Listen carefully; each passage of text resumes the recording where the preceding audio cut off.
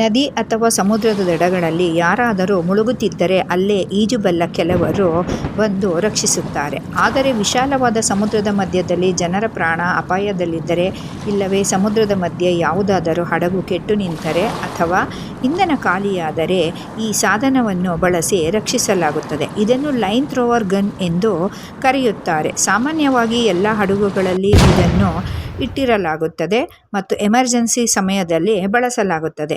ಇದರಲ್ಲಿ 4 ಮಿಲಿಮೀಟರ್ನಷ್ಟು ಸಣ್ಣದಾದ ದಾರವಿದ್ದು 230 ಮೀಟರ್ಗಳಷ್ಟು ದೂರ ಸಾಗುತ್ತದೆ ಮತ್ತು 1000 kg ತೂಕದ ವಸ್ತು ಅಥವಾ ಹಡಗನ್ನು ಎಳೆದು ತರುವಷ್ಟು ಗಟ್ಟಿಯಾಗಿದ್ದು, ಈ ದಾರ ನೈಲಾನ್ನಿಂದ ವಿಶೇಷವಾದ ರೀತಿಯಲ್ಲಿ ಮಾಡಲಾಗಿರುವುದರಿಂದ ಮಧ್ಯದಲ್ಲಿ ಕತ್ತರಿಸಿ ಹೋಗುವ ಭಯವಿರುವುದಿಲ್ಲ ಹಾಗೂ ನೀರಿನಲ್ಲಿ ಮುಳುಗುವುದೂ ಇಲ್ಲ.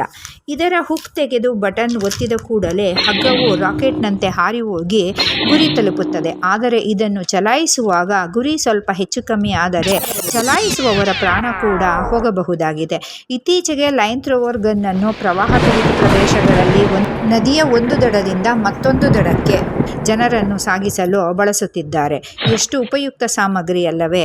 ಹಾಗೆ ಈ ಮಾಹಿತಿ ನಿಮಗೆ ಉಪಯುಕ್ತವೆನಿಸಿದರೆ one and all Bharani channel ಅನ್ನು ಲೈಕ್, ಶೇರ್, ಸಬ್ಸ್ಕ್ರೈಬ್ ಮಾಡಿ. ಧನ್ಯವಾದಗಳು.